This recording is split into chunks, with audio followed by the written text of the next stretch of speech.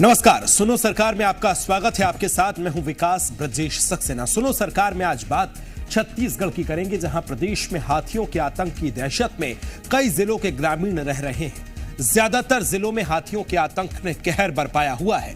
घर, खेत या फिर इंसानी जान, हाथी सबके पीछे पड़े हुए हैं। हाथियों का गुस्सा किसी से भी नहीं संभाला जा रहा है। आज सुनो सरकार में बात करेंगे इसी मुद्दे पर।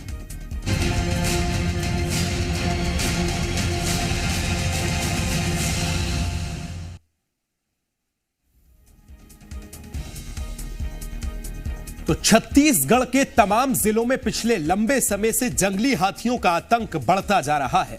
हाथियों के आतंक के चलते प्रदेश के कई जिलों में हाथियों ने दहशत फैला रखी है। किसानों की फसल से लेकर ग्रामीणों के घरों तक हाथी सब तबाह कर रहे हैं।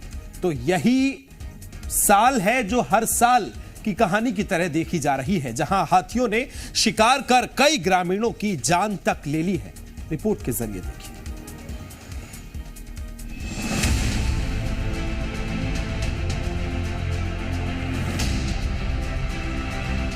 अब तक नक्सल समस्या से त्रस्त छत्तीसगढ़ आजकल नई आफत से जूझ रहा है। ये आफत है हाथी। आफत इसलिए क्योंकि बेहद कम समय में इनका दायरा 5 जिलों से बढ़कर कई जिलों में पहुंच गया है।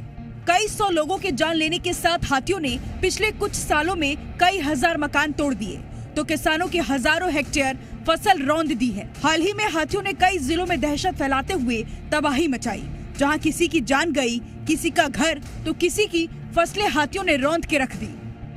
पहली तस्वीर गरियाबंद से देखिए। यहाँ 32 हाथियों के दल ने जमकर उत्पात मचाया, जिसके चलते ग्रामीणों में दहशत का माहौल है। तो प्रशासन ने 20 से अधिक गांवों में हाई अलर्ट जारी किया है। दूसरी तस्वीर सरगुजा जिले से है। यहाँ भी 11 हाथियों ने कहर बरपाया हुआ है।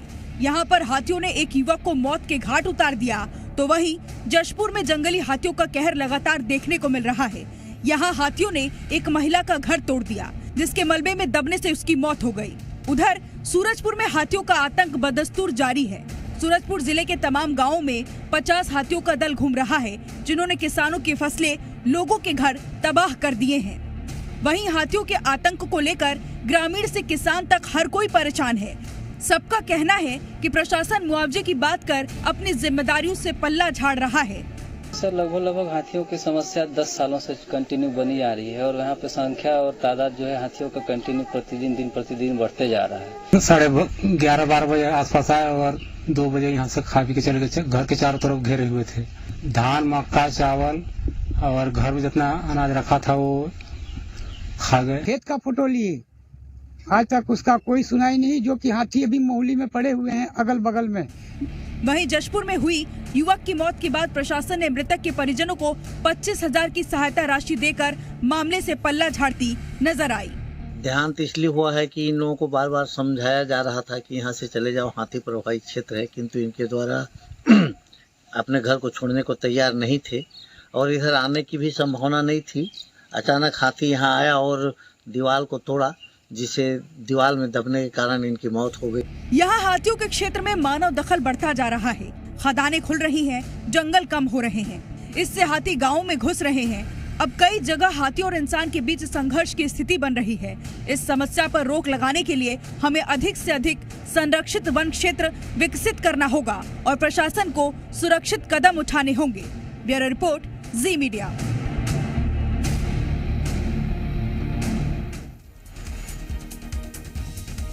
तो आइए पहले बात करते हैं छत्तीसगढ़ में अब तक हाथी कहां-कहां उत्पात मचा चुके हैं, किस किस जिले में हाथियों के आतंक से लोग परेशान हैं। शुरुआत से दिखाते हैं। गरियाबंद में 32 हाथियों का दल आतंक मचा रहा है। तो जशपुर में हाथियों ने 2 गांवों में जमकर तबाही मचा रखी है। जशपुर में जंगली हाथियों का कहर लगातार जारी है। वहीं सरगुजा में 11 हाथियों ने एक युवक को मौत के घाट उतार दिया। तो अंबिकापुर में 33 हाथियों ने किसानों की फसलों को नुकसान पहुंचाया है और कोरबा में जंगली हाथियों ने खेत में काम कर रहे किसान पर हमला कर दिया। हाथियों ने अगर इतना हिंसक रुख अपना रखा है तो उसके पीछे क्या वजह हो सकती है, क्या कारण हो सकता है, वो भी आपको बता देते हैं। हाथियों को जंगलों में पर्याप्त चारा नहीं मिल पा रहा है। वहीं लगातार जंगलों में हो रहे अतिक्रमण से हाथी परेशान होकर आबादी वाले इलाके की तरफ रुख करते हैं। जंगलों के पास रह रहे लोगों के तेज आवाज करने के कारण भी हाथी बाहर निकलकर उत्पात मचाते हैं। और सबसे बड़ी समस्या यह है कि लोगों की हाथियों को उकसाने की कोशिश भी होती है। तो चलिए अब आपको यह भी बताते हैं कि पिछले कुछ सालों में छत्तीसगढ़ के अंदर कितने लोगों ने हाथियों के आतंक के चलते अपनी जान गंवाई है। 2018-19 में 61 लोगों ने हाथियों के आतंक में अपनी जान गंवा दी। 2019 से 20 में 77 लोगों ने हाथियों के आतंक का शिकार उनको होना पड़ा। 2020 से 21 में 42 जान हाथियों का शिकार बनी। 2021 से 22 में 64 लोगों की जान हाथियों की वजह से बनी। 2022 में और 23 में 69 लोगों ने हाथियों के शिकार का सामना उनको करना पड़ा। ये कोई एक दो घटनाएं नहीं है, लगातार हाथियों के आतंक की घटनाएं बढ़ती जा रही हैं। हाथियों का बढ़ता आतंक प्रशासन के लिए बड़ा सवाल बना हुआ है। तो वहीं कुछ और भी सवाल ऐसे हैं जो लगातार उठ रहे हैं। पहला सवाल कि हाथियों के पर्याप्त चारे की व्यवस्था किसकी जिम्मेदारी है। दूसरा बड़ा सवाल यह कि जंगलों के बाहर आने के लिए आखिर क्यों हाथी मजबूर होते हैं। तीसरा बड़ा सवाल, हाथियों के आतंक से बचाव के लिए क्यों ठोस कदम नहीं उठाए जाते हैं।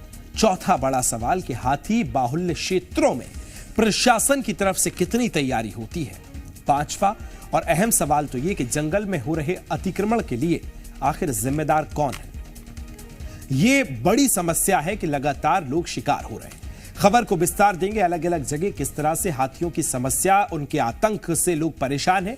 सरगुजा से सहयोगी सुशील बंसल जुड़ गए मेरे साथ, बसला जुड़ गए, सूरजपुर से ओपी तिवारी मेरे साथ जुड़ गए, गरियाबंद से थानेश्वर साहू, रायगढ़ से श्रीपाल यादव मेरे साथ जुड़ गए। सबसे पहले सुशील आपके पास आ रहा हूं। सरगुजा में कोई एक दो घटनाएं नहीं है या कोई आजकल की घटनाएं नहीं है, बल्कि लगातार लोग हाथियों का शिकार हो रहे हैं। अभी क्या ताजा अपडेट है और किस तरह से इस पूरे मामले पर एक्शन लिया जा रहा है, उस पर भी विस्तार दीजिए। देखिए विकास, मैं बता दूं सरगुजा संभाग की बात करें तो ये हाथी की जो समस्या है कोई नई समस्या नहीं, काफी पुरानी समस्या है। हाथियों का आतंक जो है सरगुजा संभाग के कई जिलों में देखने को मिल रहा है। अभी सरगुजा की बात करें तो सरगुजा जिले के उदयपुर वन परिक्षेत्र में 11 हाथियों का दल मौजूद है। करमकट जो है वो जगह है, वहाँ पे हाथियों का दल वहाँ मौजूद है। और बीते दिनों वहाँ एक जो व्यक्ति है उसको हाथी में नुकसान पहुंचाया था, तो उस समय और दूसरी बात फसलों को भी लगातार नुकसान पहुंचा रहे हैं। और इधर हमारे साथ क्या बोलते हैं आपका यहाँ पे हाथी विशेषज्ञ जो है प्रभात दुबे जी, हमसे उनसे जानते हैं कि सरगुजा संभाग और छत्तीसगढ़ में हाथियों के हालात क्या है, किस तरीके से वहाँ पे समस्याएं आ रही है हाथियों को लेकर। अगर बात करें तो क्या लगता है आपको? छत्तीसगढ़ में लगभग 250 की संख्या है और हाथी का छत्तीसगढ़ के लिए यहाँ के लोगों के लिए नए हैं। बहुत लंबे अंतराल के बाद हाथी छत्तीसगढ़ में आना शुरू किए हैं, फिर से यहाँ हो रही हैं। तो यहाँ के लोग हाथियों के साथ जीने की कला अभी नहीं सीखते, इसलिए थोड़ा उन लोग ज्यादा हाथी के व्यवहार से अपरिचित हैं। इस कारण कुछ छोटी मोटी दुर्घटनाएं होती हैं। और दूसरा जो जंगल है, जंगल में हाथियों की खाद्य श्रृंखला बहुत ज्यादा प्रभावित हो रही है। खाद्य श्रृंखला कम होने के कारण हाथी छोटे छोटे पैच के जंगल में अपना मूवमेंट कर रहे हैं और एक जंगल से दूसरे जंगल के बीच में कोई ग्रीन कॉरिडोर नहीं है, कोई कनेक्टिविटी नहीं है। तो देखिए ये मुख्य कारण है जो विशेषज्ञ भी बताते हैं। लेकिन सूरजपुर में किस तरह की तस्वीरें हैं? ओपी मेरे सहयोगी वहां से जुड़े हुए हैं। ओपी, किस तरह से ये घटनाएं जो हैं हाथियों के आतंक की लगातार बढ़ती जा रही हैं, एक के बाद एक लोग शिकार होते जा रहे हैं, क्यों इन पर पाबंदी नहीं लग पा रही है? क्या बड़ी कमी निकल कर आई है सामने? जी विकास, बिल्कुल सूरजपुर जिले की बात की जाए तो बहुत सारी वजह हैं जिसकी वजह से मानव और हाथी का द्वंद्व जो है वो थमने का नाम नहीं ले रहा है। ये इस साल की अगर बात करें तो अभी इस साल में मात्र 13-14 दिन ही बीते हैं, अभी भी ये आंकड़े कम नहीं हो रहे हैं और ये चीजें पिछले कई दशकों से चली आ रही है, कुछ दिनों की बात नहीं है। एक और जहां ग्रामीणों का आरोप है कि वन विभाग उनकी सहायता नहीं करता है, वहीं वन विभाग का ये कहना है कि चूंकि ये रहवास का एरिया हाथियों का, ऐसे में कोई उपाय उनके पास है नहीं। मात्र एक उपाय है कि जो ग्रामीण है वो हाथियों के साथ रहना सीख ले। कुल मिला के जो सामंजस्य नहीं बन पा रहा है, एक बड़ी वजह है। दूसरी बात जो लगातार कही जा रही है कि जंगल कम हो रहे हैं, और जब हाथियों को उनके जंगल में खाने की व्यवस्था नहीं मिलेगी तो जाहिर सी बात है कि वो जो गांव है और जो जंगल से लगे हुए इलाके हैं उसको रुख करेगा, और यही देखने को मिल रहा है। हालांकि कुछ समय की बात की जाए तो जरूर अभी तक ये राहत की बात रही है कि हमारे सूरजपुर जिले की बात किया तो कैजुअलिटी नहीं हुई है, लेकिन स्थिति जस की तस बनी हुई है और लगातार जो वन है वो कम हो रहे हैं, और इसकी जिम्मेवारी कौन लेगा ये सबसे बड़ा सवाल है। और ये जो इलाका है यहाँ पर कई तरह की समस्याएं हैं हाथियों को लेकर। घर तो तोड़ ही रहे हैं, फसल बर्बाद कर रहे हैं, और जो सबसे बड़ी ग्रामीणों की समस्या है जिसकी वजह से हादसे ज्यादा होते हैं, क्योंकि वन विभाग का कहना है कि अगर हाथी आपकी फसलों को नुकसान पहुंचा रहे हैं तो उनको पहुंचाने दीजिए, आपको मुआवजा मिलेगा। लेकिन जो सबसे बड़ी समस्या है वो यही है कि जितना फसलों को नुकसान होता है उस हिसाब से जो कीमत है मुआवजे की वो काफी कम है। ऐसे में किसान अपनी जान को जोखिम में डालकर अपनी फसलों को बचाने का प्रयास करते हैं, जिसकी वजह से अक्सर दुर्घटनाएं, हादसे होते हैं। ऐसे में निश्चित रूप से सरकार को एक पहल करने की जरूरत है, ताकि बिल्कुल पहल करने की जरूरत है। लौटूंगा ओपी आपके पास। थानेश्वर, ये भी बताइए, गरियाबंद में भी ऐसी कई घटनाएं सामने आई, क्या बड़ी वजह रही? एक जो सामंजस्य की बात अभी ओपी कर रहे थे, क्या यही यहां भी लगभग देखने को मिलती है थानेश्वर? जी बिल्कुल, गरियाबंद में कोई देखा जाए तो सेम स्थिति यहाँ की भी स्थिति है, क्योंकि जिस तरीके से जो मानव और हाथी के बीच जो द्वंद चल रही है, कुल मिला के देखा जाए कि जो हाथी के लिए जो संरक्षित जो क्षेत्र होने चाहिए नहीं होने के चलते, जंगल कम होने के चलते, अतिक्रमण होने के चलते, कुल मिला के हाथी जो है रहवास जो इलाके में अपनी दस्तक दे रहे हैं। इसी वजह से लगातार हाथी और मानव का द्वंद जारी है। और अब तक यदि हम स्थिति देखें गरियाबंद में तो लगभग 6 से अधिक लोगों की हाथी के हमले से मौत हो चुकी है। वही आज हमने जब इस पूरे प्रकरण पर जब डीएफओ से बात की तो उनका कहना है कि हाथी की जो चारा की जो स्थिति है वो यहाँ पर काफी कम है। उनको लेकर उनके द्वारा एक प्लान तैयार किया गया है, और बांस की नर्सरी और जो फलदार वृक्ष है उनको तैयार करने की प्लानिंग की जा रही है। जी बिल्कुल, तो ये भी रायगढ़ की ऐसी तस्वीरें भी सामने आई हैं। श्रीपाल भी वहां से सहयोगी जुड़े हुए हैं। श्रीपाल, क्या कहना है एक्सपर्ट्स का, जो वन विभाग के अधिकारी हैं उनका क्या कहना है? भाई, अगर हाथी रहवासी इलाकों में आ रहे हैं तो एक उचित व्यवस्था तो निर्मित करनी होगी, इस पर क्या कुछ कह रहे हैं अधिकारी?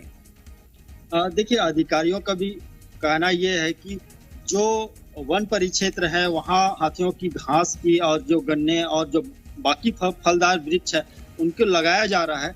लेकिन अगर हम रायगढ़ प्रदेश के रायगढ़ क्षेत्र की बात करें तो रायगढ़ एक औद्योगिक क्षेत्र है जहाँ बड़े बड़े उद्योग हैं, जंगलों में बड़े बड़े उद्योग लगे हैं, बड़े बड़े कोयला खदान खोदे गए हैं। इस वजह से हाथियों को जो क्षेत्र है जिस रास्ते से वो जाते हैं वो रास्ते वो डाइवर्ट हो चुके हैं।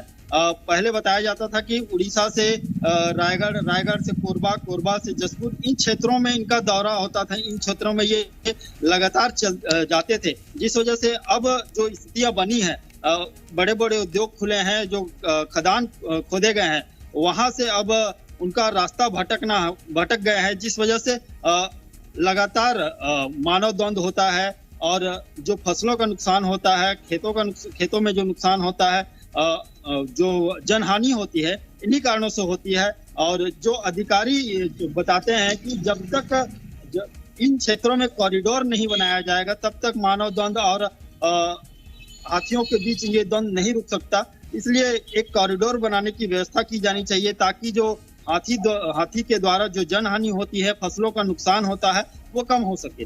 जी बिल्कुल। ओपी, आपसे भी मैं ये जानना चाहूंगा कि क्या उचित व्यवस्था, इसको लेकर एक बड़ी समस्या जो बन रही है, कई इलाकों में हम लगातार ऐसी घटनाएं देख रहे हैं, क्या अब अधिकारियों को या एक विशेष योजना के तहत इस तरह से तैयार करना होगा उन तमाम इलाकों को जहां ज्यादातर ये घटनाएं देखी जाती हैं?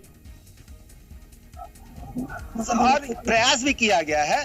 अगर मैं बताऊं आपको कि बहुत सारी करोड़ों रुपए की योजनाएं लागू की गई, लेकिन इंप्लीमेंट शायद अच्छे से नहीं हुआ। यही वजह है कि वो योजनाओं का लाभ आम लोगों तक नहीं मिल पाया है। निश्चित रूप से कई सारी बातें की, हाथी कॉरिडोर की बात की गई, भाजपा के सरकार में भी ये चीज बोला गया कि हाथी कॉरिडोर बनेगा। जब सरकार बदली और फिर कांग्रेस सरकार आई तो उनके द्वारा भी लेमलू प्रोजेक्ट की बात कही गई, लेकिन कुछ भी धरातल पर होता नहीं दिख रहा। निश्चित रूप से जब तक हाथियों को उनके रहवास की व्यवस्था नहीं की जाएगी तो ये स्थिति बनी रहेगी। इंसान और हाथियों की जंग पर अंकुश लगाना आसान नहीं होगा। वहीं दूसरी ओर इस पूरे मामले पर राजनीति भी रुकनी चाहिए, क्योंकि जब भाजपा की सरकार रहती तो कांग्रेस के लोग इस चीज का विरोध करते हैं कि हाथियों का आतंक है, और जब सरकार बदलती है तो विपक्ष में जाके ये चीज होती है। लगातार राजनीति तो हो रही है, लेकिन निश्चित रूप से बहुत गंभीरता से सोचने की जरूरत है, क्योंकि हजारों लाखों लोग इस हाथी की परेशानियों से जूझ रहे हैं, तो कुछ ना कुछ हल निकालना जरूरी है। और कहीं ना कहीं जो वन विभाग है उसकी भी कहीं कहीं कमियां दिखती हैं। कई बार उन लोग को ये पता है कि अगर मौत होती है तो मुआवजा दे देंगे, फसल बर्बाद होगा तो मुआवजा दे देंगे, तो वो जब उनको जानकारी दी जाती है ग्रामीणों के द्वारा कि गांव में हाथी पहुंचने वाले हैं या पहुंच गए हैं, तो उनके द्वारा बहुत ज्यादा सतर्कता नहीं बरती जाती है और उनको ये लगता है कि हम मुआवजा दे रहे हैं, ये हमारा बिल्कुल ये एक बड़ा पॉइंट है कि सतर्कता जो है उतनी नहीं बरती जा रही है। हालांकि एक बड़ी समस्या है। फिलहाल आप सभी का बहुत शुक्रिया मेरे साथ जुड़ने के लिए और तमाम जानकारी साझा करने के लिए। तो हाथियों का आतंक कई इलाकों में अलग अलग तस्वीरों में दर्द के निशान जो है उसके देखने को मिल रहे हैं, और इस दर्द के उपजे जो निशान हैं वो कई शक्लों में भी लोगों को जान अपनी गंवाकर देना पड़ रहे हैं। हालांकि कब ये इस तरह के हमले रुकेंगे एक बड़ा सवाल है। सुनो सरकार में वक्त एक छोटे से ब्रेक का, जल्द होंगे हाजिर।